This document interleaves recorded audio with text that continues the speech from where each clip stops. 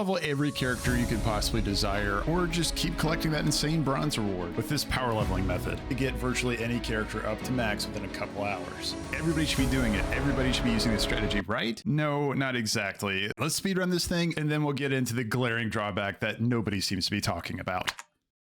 We're going to make a new starter account in 4 clicks. Head over to battle.net, top right hand corner after you log in, account settings. This page, go ahead and go to games and subscriptions, scroll down to starter editions and public test regions, and click create starter account. Select your region and click create account. Now at this point, when you pull up your battle.net launcher, notice that you can select an option called starter edition. Notice launching the starter edition, it's going to prompt you for making a standard character or a time runner. Of course, we're talking about MOP remix, so we're going to do a time runner character. Priest will be our power leveling machine today. We're going to be powering up Holy Nova with a couple of the Tinker Gems. You're going to notice immediately that even though we're on a new account, we're still able to skip the starter quest and we still get all the power-ups from our cloak, even though it's a different account. The major benefit of this is that we can now have our character locked at level 20. Our cloak is going to continue to scale from all the threads that we collect, but our character level won't increase, which monster level won't scale at all. So now that we want to start building our priest, here are the talents you want to take. There's also the talent string in the description if you want to import it. We're going to be going holy because we want to empower Holy Nova. This is going to be a spell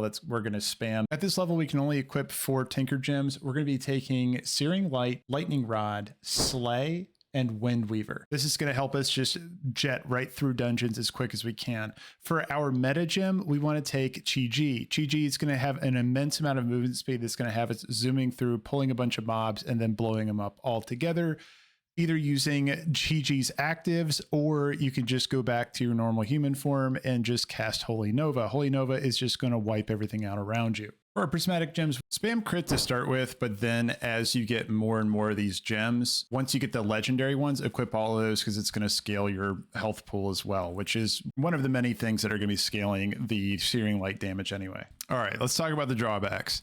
The thing about this strategy is that the issue you're going to run into early on when powering up your priest is that you need to have the Searing Light rune, the Searing Light gem. Searing Light is the pinnacle piece. It's the most important thing to have on your entire priest, and that gem alone is going to be the catalyst for why you're able to run so quickly. In fact, if you just unequip the gem, you're going to be pretty much the same power level as a lot of the other characters you're going to run into. Now, why is that an issue? Well, it's the fact that there's so many other gems that could drop in its place that you're going to be farming a lot of heroic dungeons before you're able to even get this, which means this strategy will be great for anyone leveling a lot of alts and not looking to level 1 or 2 to make up for the hours invested up front. Just to give you an example, farmed on my priest for 6 hours in heroic dungeons to be able to get Searing Light. Even moving at a lesser pace, 6 hours is not uncommon for getting to max in Mists of Pandaria Remix. So that leads me to the next part. Who exactly is going to want to do this strategy? Well, first of all, you got to decide for yourself. This is kind of a cheesy strategy. This is going to involve you queuing into a system and one of your characters is not participating in the dungeon. So you have to decide if you think you want to do this or not. It's not against TOS to have 2 instances of WoW running at the same time. It's just maybe a little bit scummy that you're going to be carrying a character that's not really doing anything at the dungeon door. Where are we going to be breaking TOS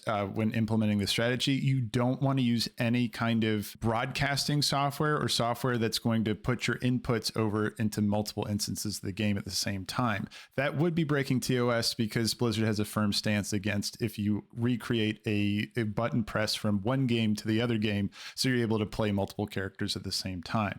That's why it's important that you either leave your character at the front door because he doesn't need to be on follow, or put the character on follow as you walk through the dungeon. And the idea is that your character's power level is going to make up for the fact that you don't have your character, your main account character, actually participating in the dungeon. Now, if you care about what my stance is, I'm probably not going to be using this strategy, not because I really think it's like against TOS or anything, because it's not, but it was really fun powering up this priest. Grinding dungeons just sounds like just the 6-hour dungeons to get Searing Light was already mind-numbing enough. I just can't imagine going through a bunch more.